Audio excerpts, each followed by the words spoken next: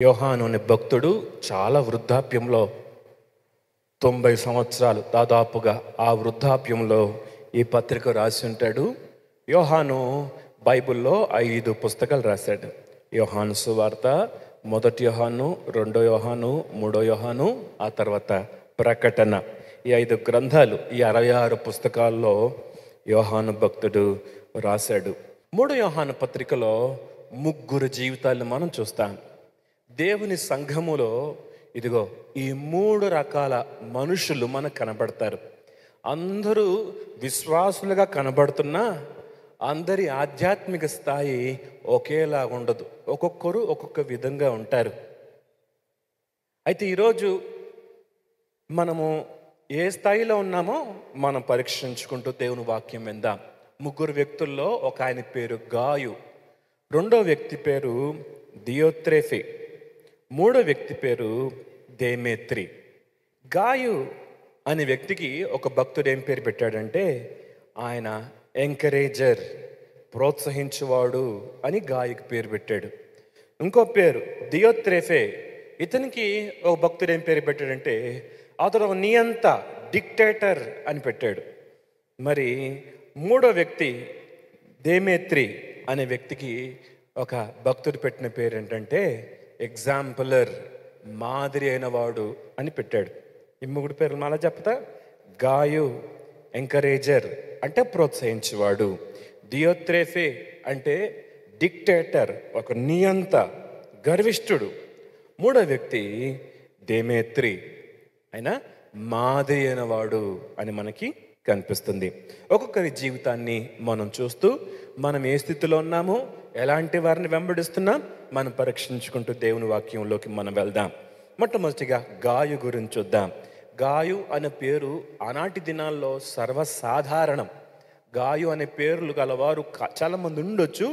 బైబిల్లో సుమారుగా 3 గాయులు మనకు కనబడతారు. సో బహుశా వీరందరూ వేరు అని కొంతమంది అభిప్రాయపడతారు. ఏదేమైనా మనం 3వ యోహాను పత్రికలో చదువుతున్న ఈ గాయు గురించి మనం ఏం నేర్చుకోవాలో మనం జాగ్రత్తగా విందాం. ఇతన్ని మనం చూస్తే ఆత్మలో వర్ధిల్లిన వాడిగా కనిపిస్తున్నాడు. ఇతడు ప్రియుడిగా పిలువబడుతున్నాడు. చూద్దామా 2వ వచనంలో, ప్రియుడా నీ ఆత్మ వర్ధిల్లుచున్న ప్రకారము నీవన్ని విషయములలోనూ వర్ధిల్లుచు సౌఖ్యంగా ఉండవలనని ప్రార్థించుచున్నాను.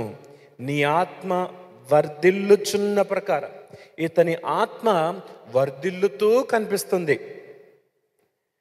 దేవుని సంఘములో ఇతడు వర్ధిల్లుతున్న విశ్వాసి, ఫలిస్తున్న విశ్వాసి, అభివృద్ధి పొందిన విశ్వాసి, అభివృద్ధి పొందుచున్న విశ్వాసి.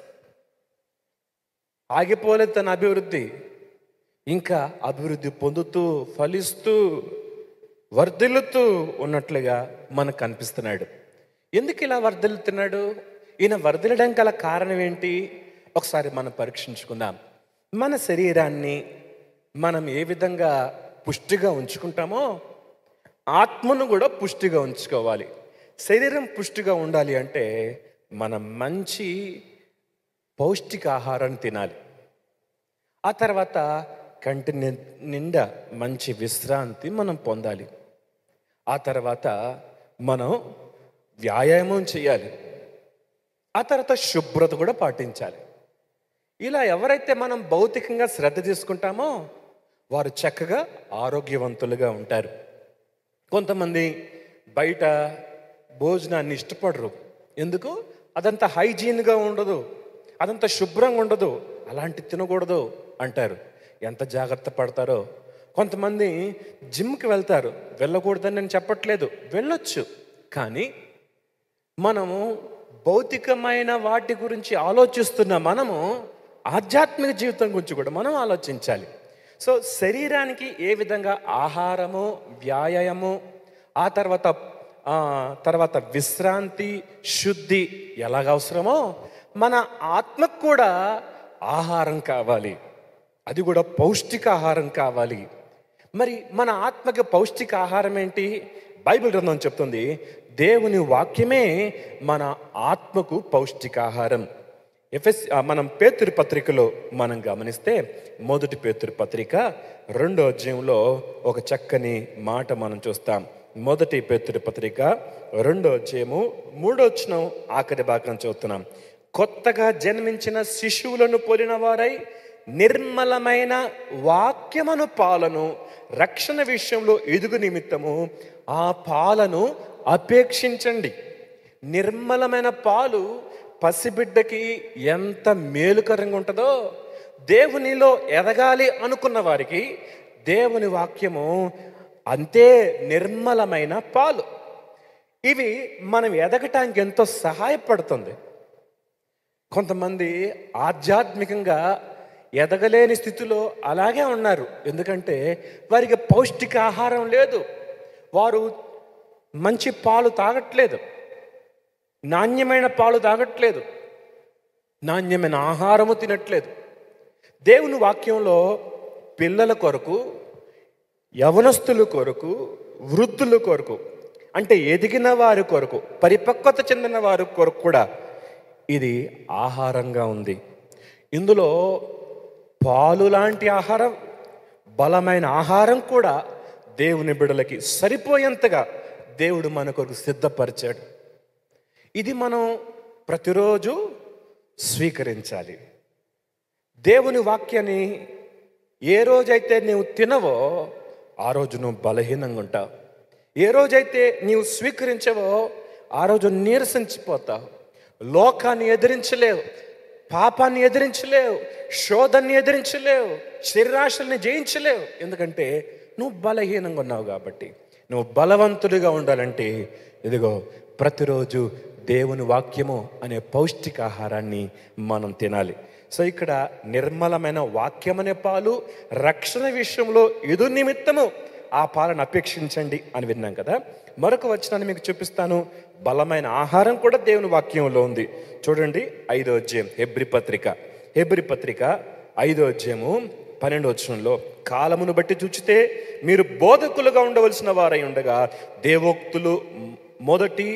దేవోక్తులలో మొదటి మూల పాఠములు ఒకడు మీకు మరలా బోధింపవలసి వచ్చెను. మీరు పాలు త్రాగవలసిన వారే కానీ బలమైన ఆహారం తినగలవారు కారు. మరియు పాలు త్రాగు ప్రతివాడును శిశువే గనుక నీతి విషయంలో అనుభవం లేనివాడు ఉన్నాడు. వయసు వచ్చిన వారు అభ్యాసం చేత మేలు కీడులను వివేచించుటకు సాధకం చేయబడిన జ్ఞానేంద్రియములు కలిగి ఉన్నారు గనుక బలమైన ఆహారము వారికే తగును. చిన్న బిడ్డ పాలు తాగుతాడు, ఎదుగుతున్నప్పుడు బలమైన ఆహారం తింటాడు. మనము పాలు తాగు వయస్సులోనే ఉండకూడదు, బలమైన ఆహారం తినే వయస్సులోకి ఎదగవలసిన వారమైనా బలమైన ఆహారాన్ని తినగలుగుతున్నాము. మనం బలమైన ఆహారం మనకు అర్థమవుతుందా? ఒకసారి ఆలోచన చేద్దాం. చిన్న పిల్లలకి జ్ఞానేంద్రియాలు ఉండవు. వాళ్ళకి అంటే చెవులు ఉంటాయి కానీ అంత వినబడదు, కనులు ఉంటాయి అంతా వారికి కనబడదు, నాలుక ఉంటుంది అంత అని రుచులు వారు చూడలేదు. ఎందుకు? వారి జ్ఞానేంద్రియాలు ఎదగలేదు. మనం దేవుని బిడ్డలము, సంవత్సరాల కొద్ది దేవుని వాక్యములో ఉండి దేవుని సంఘానికి వస్తూ వాక్యాన్ని వింటూ ఎదగకపోతే బలమైన ఆహారాన్ని మనం తినలేము. బలమైన ఆహారం తినగలగాలి, అది దేవుని వాక్యమే. సో దేవుని వాక్యాన్ని 5 విధాలుగా మనం చదవాలి, నేర్చుకోవాలి. ఎలాగో చెప్తాను చూడండి. మన 5 వేళ్ళు ఉన్నాయి కదా, అలా 1 దేవుని వాక్యాన్ని వినాలి, వినుట వలన విశ్వాసం కలుగును అని దేవుని వాక్యంలో మనం చూస్తాం. 2వది దేవుని వాక్యాన్ని చదవాలి. బైబిల్లో ప్రకటన గ్రంథంలో మనం చూస్తాం, చదువువాడును వినువాడును ధన్యుడు అని దేవుని వాక్యం చదవాలి. 3వది దేవుని వాక్యాన్ని అధ్యయనం చేయాలి, అంటే స్టడీ. మనం దేవుని వాక్యాన్ని అధ్యయనం చేయాలి. దేవుని వాక్యం కూర్చొని కొద్ది నిమిషాలు అదే వచనాన్ని మనం ధ్యానం చేయాలి, దాన్ని అధ్యయనం చేయాలి. 4వది దేవుని వాక్యాన్ని కంఠస్థం చేయాలి. కొంతమంది దేవుని వాక్యాన్ని ఎంత చక్కగా కంఠస్థం చేస్తారో తెలుసా?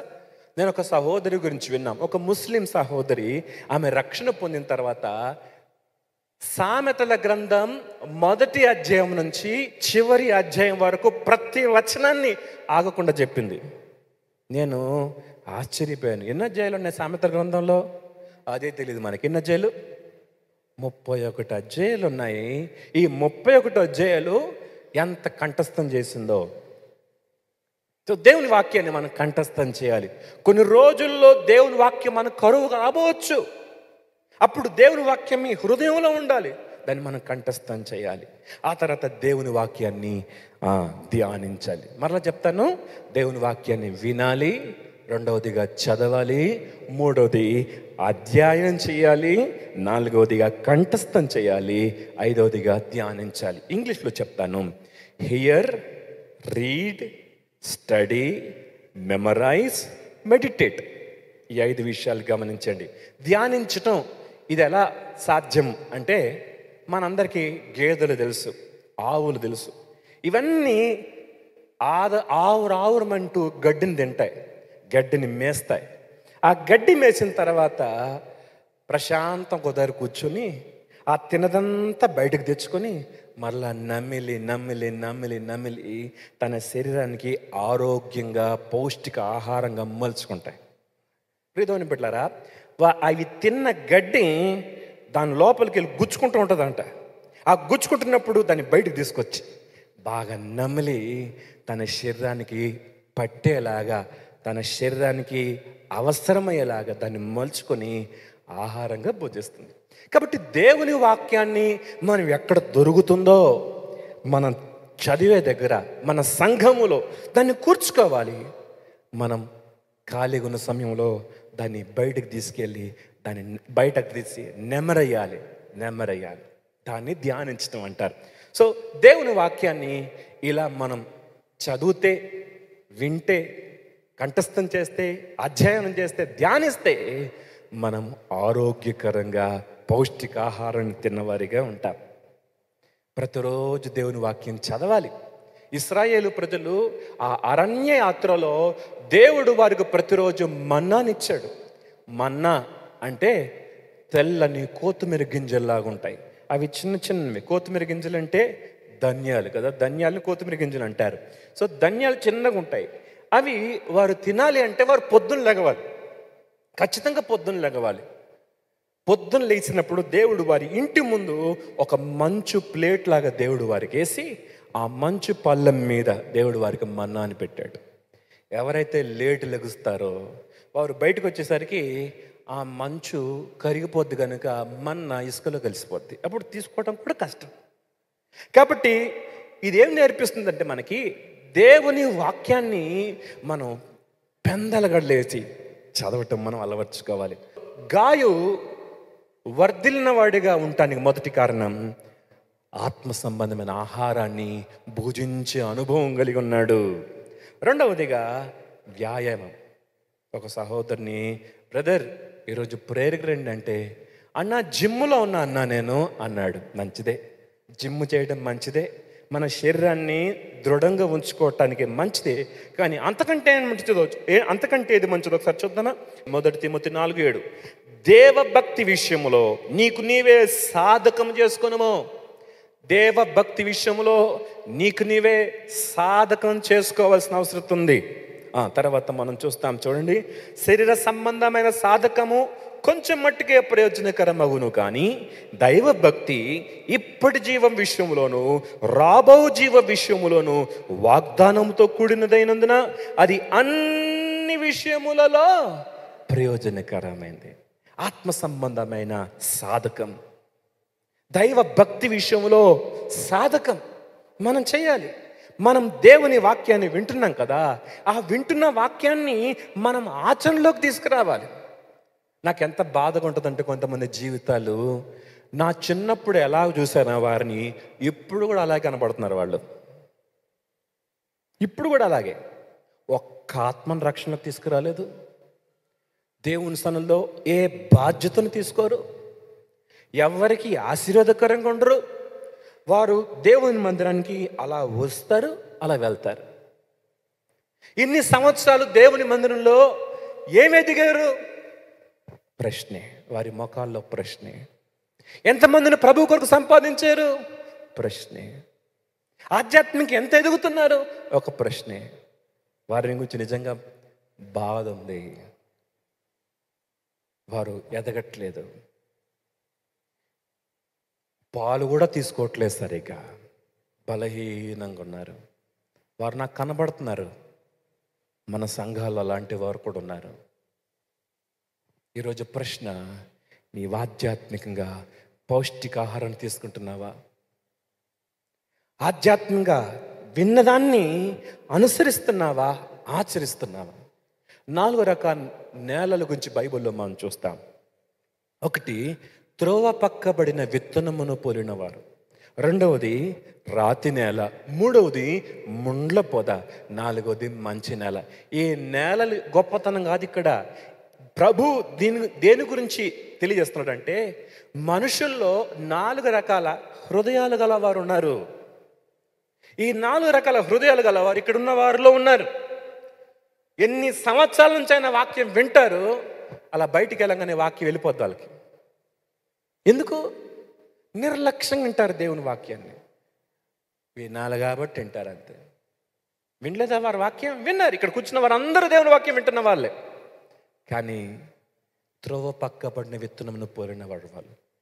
రెండో గుంపు రాతి నేల.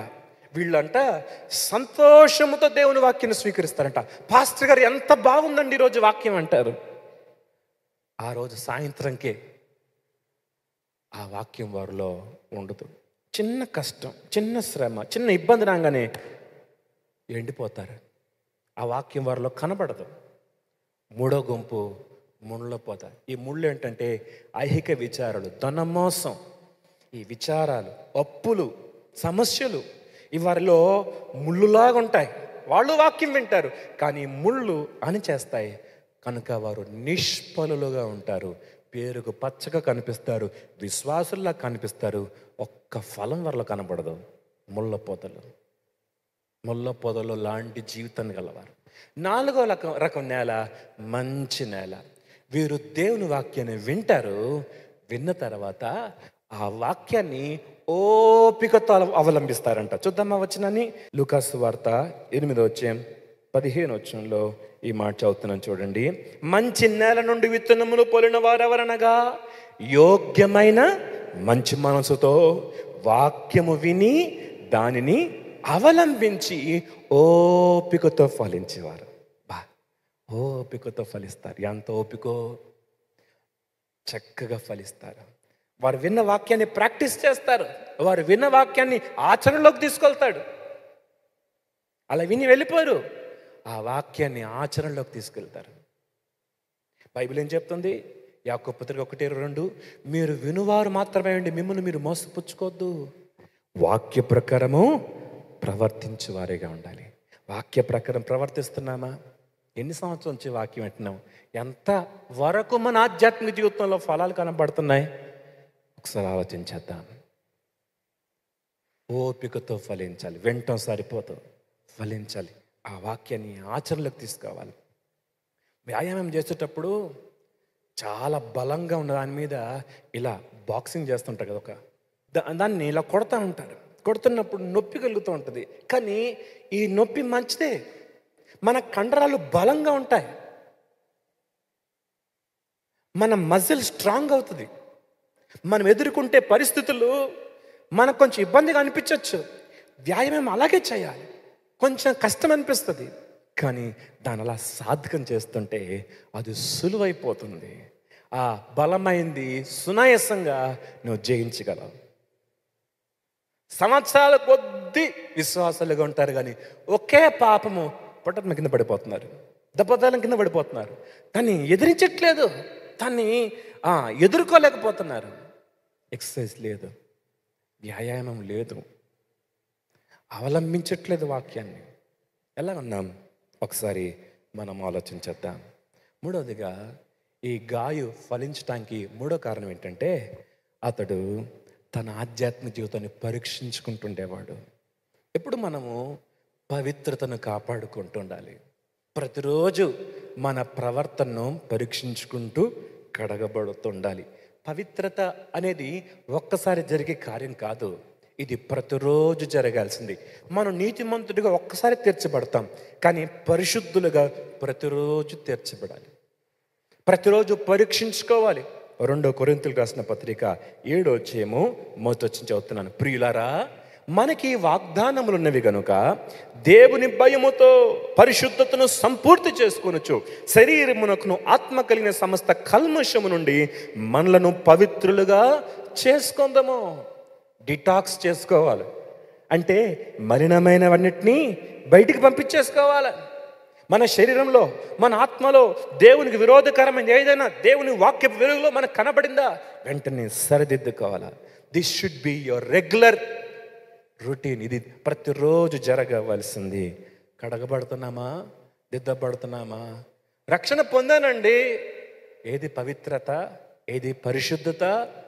ప్రతిరోజు శుద్ధి చేయబడాలి కదా. నీవు నీతిమంతుడివైతే సరిపోదు, నీవు పరిశుద్ధుడిగా ఉండాలి, పవిత్రుడిగా ఉండాలి. శరీరానికి 3 నెలలకు ఒకసారి టెస్ట్కి వెళ్ళిపోతున్నా, షుగర్ ఉందా, బీపీ ఉందా, థైరాయిడ్ ఉందా, మంచిదే. మరి ఆధ్యాత్మిక జీవితానికి ల్యాబొరేటరీకి వెళ్ళాలా, దేవుని వాక్యములోకి వెళ్ళాలా, ఎక్కడ నేను దిద్దపడాలి, ఎక్కడ నేను సరి చేసుకోవాలి, ఎక్కడ లోపంగా ఉన్నాను నేను, మనం కడగబడుతుండాలి. పరిశుద్ధత. ఆ తర్వాత విశ్రాంతి. విశ్రాంతి, మంచి నిద్ర ఉండాలి కదా ఆరోగ్యంగా ఉండాలంటే. నిద్ర అంటే ఇంకా సోమవారాలు ఉండాలని కదా అర్థం. బ్యాలెన్స్, ఎక్కువ నిద్రపోకూడదు, తక్కువ నిద్రపోకూడదు, కరెక్ట్గా నిద్రపోవాలి. నిద్ర అనేది విశ్రాంతిని సూచిస్తుంది. బైబిల్ గ్రంథం చెప్తుంది, నీ భారము యెహోవా మీద మోపము, ఆయనే నిన్ను ఆదుకొనును. ఫిలిప్పీ పత్రిక 4వ అధ్యాయంలో, దేని గురించి చింతపడకుడి, ప్రతి విషయంలో ప్రార్థన విజ్ఞాపనల చేత కృతజ్ఞతాపూర్వకంగా మీ విన్నపములు దేవునికి తెలియజేయండి. You have God. ఆయన మీద నువ్వు రిలై అవ్వచ్చు, ఆయన మీద నువ్వు ఆధారపడవచ్చు, ఆయన మీద ఆనుకోవచ్చు, ఆయన నీ బాధ చెప్పుకోవచ్చు. అప్పుడు సమస్త జ్ఞానానికి మించిన దేవుని సమాధానము మీ హృదయములకు, మీ తలంపులకును కాలిండును. కలవరం ఉండదు. ఒక బ్రదర్ అంటున్నాడు, అన్నా నిద్ర పట్టట్లేదన్నా. ఒక సిస్టర్ కూడా అన్నది మధ్య, అన్న నిద్ర పట్టట్లేదన్నా. ఎందుకు నిద్ర ఉంటుంది? టెన్షన్లు పెట్టుకుంటే నిద్ర ఎందుకు వస్తుంది మనకి? టెన్షన్ ఫ్రీ జీవితాన్ని జీవించు. నీకో దేవుడు ఉన్నాడు, నీ బాధ నేను చెప్పుకో. నీ చింతను వినే దేవుడున్నాడు, నీ బాధను వినే దేవుడున్నాడు అని చెప్పుకో. నిశ్చింతగా బ్రతుకు. నీకు దేవుడు, మీలో ఎవరికైనా శ్రమ కలిగినా అతడు ప్రార్థన చేయవాలని ఉంది బైబిల్లో. ఎందుకు చింతించాలి? దేని గురించి చింతపడకుడే. కొంతమంది ఆహారం గురించి, వస్త్రం గురించి, రేపటి గురించి చింతిస్తారంట. నా పిల్లల భవిష్యత్తు ఏంటో, నా పిల్లల చదువులేంటో. ఎందుకు ఆ చింత? ఆకాశ పక్షులను చూడండి, ఆ విత్తవు, కోయవు, కొట్లలో కూర్చుకోవు, మీ పరలోకపు తండ్రి వాటిని పోషించట్లేదా? మీరు వాటికంటే శ్రేష్ఠులు కాదా? అడవి పువ్వులను చూడండి, దేవుడు ఎలా అలంకరిస్తున్నాడో. అంత అందంగా దేవుడు వాటిని అలంకరిస్తే మిమ్మల్ని అలంకరించలేడా? ఎందుకు చింత? దేవుని మీద ఆధారపడండి, నిశ్చింతగా ఉండండి. సో గాయు ఆరోగ్యంగా, ఆధ్యాత్మికంగా ఆరోగ్యంగా ఉండటానికి కారణము అతడు దేవుని వాక్యం అనే పౌష్టికాహారాన్ని తీసుకున్నాడు. రెండవది, విన్న వాక్యాన్ని, తీసుకున్న వాక్యాన్ని అనుసరించాడు, వ్యాయామం చేశాడు. మూడవదిగా తన ఆధ్యాత్మిక జీవితాన్ని పవిత్రపరుచుకుంటూ ఉన్నాడు. నాలుగవదిగా అతడు దేవుని పైన ఆధారపడ్డాడు. అందుకనే అతడు పుష్టిగా ఉన్నాడు ఆత్మలో. ఇంకా అతని జీవితంలో ఏం చూస్తామంటే, ఆత్మలో వర్ధిల్లిన వాడని చూసాం కదా. రెండవ మాట గాయు గురించి మనం ఏం చూస్తామంటే, అతడు మంచి సాక్ష్యం పొందాడంట. చూద్దామా? 3 యోహాను పత్రికలో 3వ వచనం, నీవు సత్యమును అనుసరించి నడుచుకొనుచున్నావు గనుక సహోదరులు వచ్చి నీ సత్య ప్రవర్తనను గురించి సాక్ష్యము చెప్పగా విని బహుగా సంతోషించితిని. నా పిల్లలు సత్యమును అనుసరించి నడుచుకొనుచున్నారని వినుట కంటే నాకు ఎక్కువైన సంతోషము లేదు. బహుశా ఈ యోహాను గారి ద్వారానే రక్షణలోకి వచ్చాడేమో ఈ గాయు. కనుక ఈ గాయు యొక్క ఆధ్యాత్మిక జీవితము యోహాను భక్తునికి ఎంత తృప్తిని, సంతోషాన్ని కలిగిస్తుందో కారణం ఏంటంటే అతడు ఆత్మలో వర్ధిల్లిన వాడు కనబడ్డాడు. రెండవదిగా అతడు సత్యాన్ని అనుసరించు నడుస్తున్నాడు. హల్లెలూయా. సత్యముని అనుసరిస్తూ నడుస్తున్నాడు. సత్యం అంటే ఏంటి? బైబిల్ గ్రంథం చెప్తుంది. సత్యం అంటే ఏంటి? యోహాను సువార్త 17 మనం చూస్తాం సత్యము అంటే ఏంటో. సత్యమందు వారిని ప్రతిష్ఠ చేయము, నీ వాక్యమే సత్యము. యోహాను సువార్త 14 కూడా సత్యము గురించి ఒక మాట చూస్తాం. 6 యేసు ఏమన్నాడు? నేనే మార్గమును సత్యమును జీవమునై ఉన్నాను. దేవుని వాక్యము సత్యముగా, యేసే ఆ వాక్యముగా, యేసే ఆ సత్యముగా తెలియబడినట్లుగా మనం చూస్తాం. ఇంకొక మాట చెప్తాను. దేవుని వాక్యాన్ని అనుసరించి నడటం అంటే ఏంటో తెలుసా? బైబిల్లో నా మాట విని వాటి చెప్పున చేయవాడు బండ మీద ఇల్లు కట్టుకున్న బుద్ధిమంతుని పోలి ఉంటాడు. నా మాట వింటున్నారు అందరూ, కానీ వాటి చెప్పున చేసేవారే కదా బండ మీద ఇల్లు కట్టుకున్న బుద్ధిమంతుని పోలిన వాళ్ళే ఉంటారు. సమస్యలు అందరికీ వస్తాయి. బండ మీద కట్టబడిన వాడికి వస్తాయి, ఇసుక మీద కట్టబడిన వాడికి వస్తాయి. సమస్యల్లో తెలుస్తుంది అసలు దేవుని వాక్యం మీద కట్టబడ్డా లేదా అనేది సమస్యలో తెలుస్తుంది. నీ ఆధ్యాత్మిక జీవితము దేవుని వాక్యాన్ని అనుసరించిందేనా? అయితే ఎన్ని శ్రమలైనా నువ్వు నిలబడగలవు, ఎన్ని కష్టాలైనా నువ్వు నిలబడగలవు. సత్యం మిమ్మల్ని స్వతంత్రులుగా చేయను. మీరు నాకు శిష్యులుగా ఉంటారు నా వాక్యం ముందు నిలిచిన వారైతే. చాలామంది ఎలాంటి వాళ్ళు ఉన్నారంటే, ఒక భక్తుడు అన్నాడు, ప్రతిరోజు దేవుని స్వరం వినేవాడు శిష్యుడు, ఆదివారం వచ్చేవాడు భక్తుడు, అస్సలు దేవుని వాక్యము దేవుని స్వరం వినవాడు మూర్ఖుడు. అర్థమైందా? మరలా చెప్తాను. ప్రతిరోజు దేవుని స్వరం వినేవాడు శిష్యుడు, ఆదివారమే దేవుని మాటలు వినేవాడు భక్తుడు, అసలు దేవుని మాటని వినవాడు భ్రష్టుడు అని అనొచ్చు. ప్రతిరోజు దేవుని వాక్యం ఎప్పుడెప్పుడు వింటున్నాం మనము? సత్యము మీద మన జీవితం కట్టబడుతుందా? ఒకసారి ఆలోచించేద్దాం. సరే, మూడవది అతడు ఆత్మలో పుష్టిగా ఉన్నవాడు. రెండవదిగా సత్యాన్ని అనుసరించి నడిచేవాడు. మూడవదిగా ఈ యోహాను గురించిన సాక్ష్యము మనం వింటున్నాము. 3 యోహాను పత్రిక 5 ప్రియుడా, వారు పరదేశులైనను సహోదరులుగా ఉన్న వారికి నీవు చేసినదెల్లా విశ్వాసకి తగినట్లుగా చేయుచును. ఏం చేస్తున్నాడు ఈయన? ఆతిథ్యం చేస్తున్నాడు. అందరు చెప్పండి, ఏం చేస్తున్నాడు ఈయన? చెప్తారు అందరు ఒకసారి. ఏం చేస్తున్నాడండి? గాయని చూడంగానే మనకేం కనపడతాడంటే అతడు ఆత్మలో వర్ధిల్లినవాడు. రెండవదిగా సత్యాన్ని అనుసరించి నడిచేవాడు. మూడవదిగా అతడు ఆతిథ్యం చేసేవాడు. చెట్టు ఎంత దీవెనకరమో తెలుసా? దాని వేరు, దాని మొదలు, దాని ముద్దు, దాని ఆకు, దాని కొమ్మలు, దాని ఫలాలు, దాని నీడ అంతా ఆశీర్వాదమే. దేవుని సంఘములు ఇలాంటి వాళ్ళు ఉంటే ఎంత బాగుండో. గాయు లాంటి వ్యక్తులు. అతడు దేవుని సంఘములో ఆతిథ్యం ఇచ్చేవాడిగా మనకు కనిపిస్తున్నాడు. బైబిల్ ఏం చెప్తుందంటే, కొందరు ఎరగకయే దేవదూతలకు ఆతిథ్యం ఇచ్చారని బైబిల్ గ్రంథం చెప్తుంది. దేవుని బిడలకు మనము ప్రేమను పంచేవారిగా ఉండాలి. దేవుని బిడలకు ప్రేమను పంచాలి. ఆతిథ్యము చెయ్య మరొకడి అనింది బైబిల్లో. ఆతిథ్యం చేయాలి. మంచి మనస్సు, ఆతిథ్యం ఇచ్చే మనస్సు. ఒకసారి ఒక గాయ గురించి రోమా పత్రికలో ఒక మాట చెప్పబడింది, చూద్దామా? 16:23 రోమా పత్రిక 16:23 మరి ఈ గాయ వేరు ఆ గాయ వేరు కావచ్చు, కానీ గాయ గురించి చక్కని మాట చూస్తాం. నాకును యావత్ సంఘమునకును ఆతిథ్యమిచ్చు గాయు మీకు వందనములు చెప్పుచున్నాడు. నాకును యావత్ సంఘానికి ఆతిథ్యం ఇచ్చేవాడు. మరి 3 యోహాను పత్రికలో మాత్రము ఇక్కడ గాయ కూడా నీవు చేసినదెల్లా అంటే, క్రొత్తవారు ఎవరైనా వస్తే, తెలియని వారు ఎవరిని వస్తే వారిని దేవుని ప్రేమతో చేర్చుకునేవాడంట, వారికి ఆతిథ్యం ఇచ్చేవాడంట. ఇంకొక మాట చెప్పన, 6వ వచనంలో వారు నీ ప్రేమను గూర్చి సంఘం ఎదుట సాక్ష్యం ఇచ్చారు. అతని ప్రేమ గురించి సాక్ష్యం ఇచ్చారంట. నేను అనుకుంటాను, యోహాను గారు ఎక్కడో ఉన్నాడు. ఆ యోహాను గారి దగ్గరికి కొంతమంది వచ్చారు. యోహాను గారు వందనాలండి, మేము గాయు గారి దగ్గరికి వెళ్ళామండి. అతన్ని చూసినప్పుడు మాకు ఎంత ఆదరణ కలిగిందో. అతడు ఆతిథ్యం ఇచ్చాడు, తన ప్రేమను మాకు పంచాడు. మేము అతనికి ఎవరమో తెలియదు, కానీ దేవుని ప్రేమను మాకు చూపించాడు అని యోహానికి అతని గురించి సాక్ష్యం ఇచ్చారంట. యోహానికి ఎంత సంతోషం కలిగిందో ఏమండి.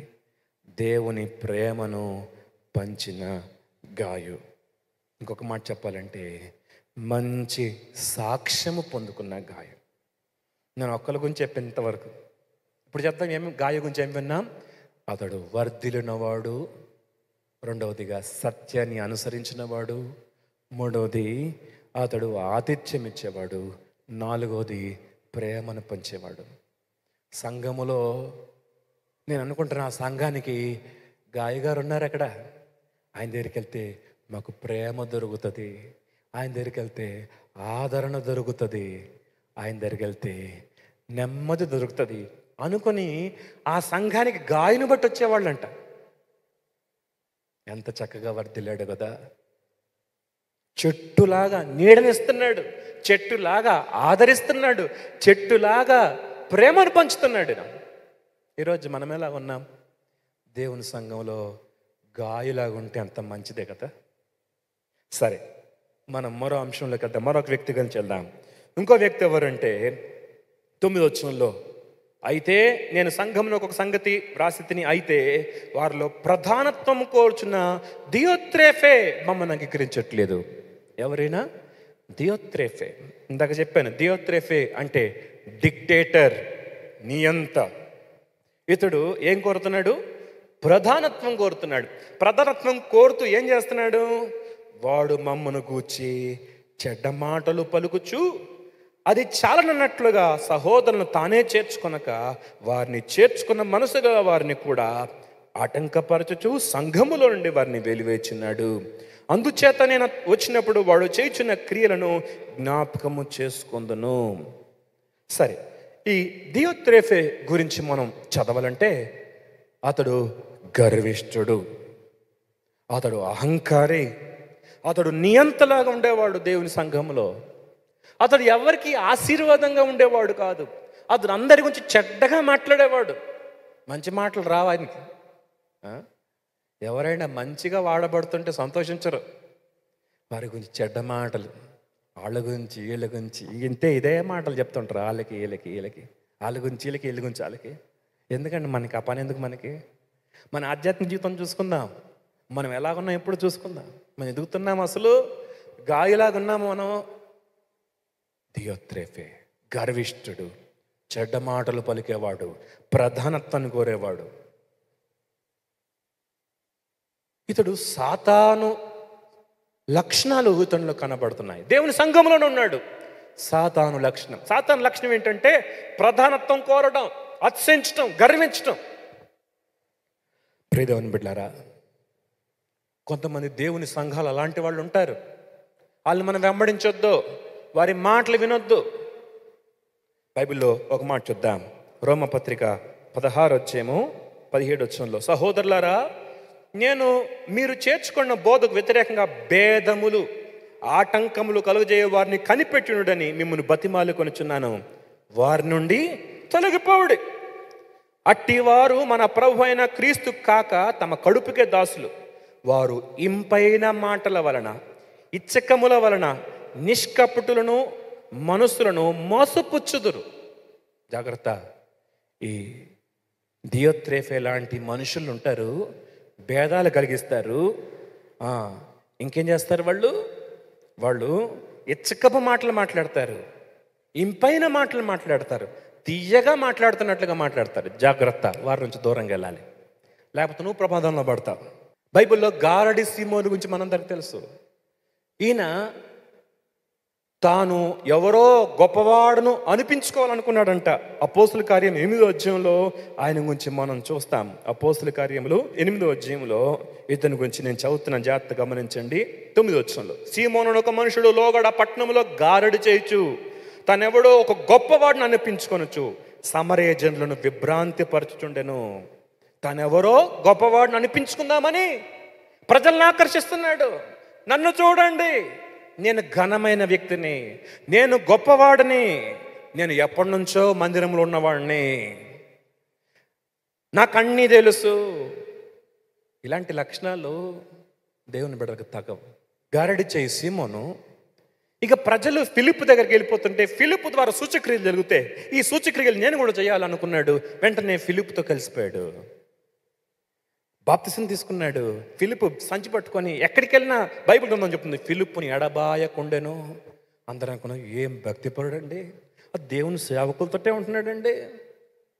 ఉంటారు కొంతమంది దేవుని సేవకులతోటే ఉంటారు, ఎడబాయకుండా ఉంటున్నాడండి. హృదయం ఎవరికి తెలుసు? దేవునికి తెలుసు. ఒకరోజు దేవుని సేవకులు పేతురు యోహాను వచ్చారు. వారు ప్రార్థన చేస్తుంటే పరిశుద్ధాత్మ నింపబడుతున్నారు ప్రజలు. వెంటనే ఇది ఇంకా బాగుంది అనుకుని ఆ గారడి సీమోను బాప్తిసం పొందాడు, ఫిలిప్పుని ఎడబాయకున్నాడు. ఇప్పుడు ఆ పేతురు యోహాను చేసే అద్భుతాలు చూసి ఆయన దగ్గర డబ్బులు తీసి, యోహాను గారు, పేతురు గారు, ఇదిగో ఈ డబ్బు తీసుకోండి, నేను కూడా ఎవరి మీద చేతులు ఉంచిన వారు కూడా పరిశుద్ధాత్మతో నింపబడాలి, నాకు కూడా వరం ఇవ్వండి అన్నాడు. అప్పుడు చూడండి 19వ వచనంలో 8:19, వారి ఎదుట ద్రవ్యం పెట్టి నేను ఎవరి మీద చేతులు ఉంచుతున్న వాడు పరిశుద్ధాత్మను పొందినట్లు ఈ అధికారము నాకీయుడని అనెను. అందుకు పేతురు, నీవు ద్రవ్యం ఇచ్చి దేవుని వరము సంపాదించుకుందువని తలంచుకున్నందున నీ వెండి నీతో నశించునుగాక, నీ హృదయము దేవుని ఎదుట సరి అయినది కాదు గనుక ఈ కార్యమందు నీకు పాలు పంపులు లేవు. కాబట్టి ఈ చెడుతనం మానుకొని మారుమనసు పొంది ప్రభుని వేడుకను, ఒకవేళ నీ హృదయాలోచన క్షమింపబడును.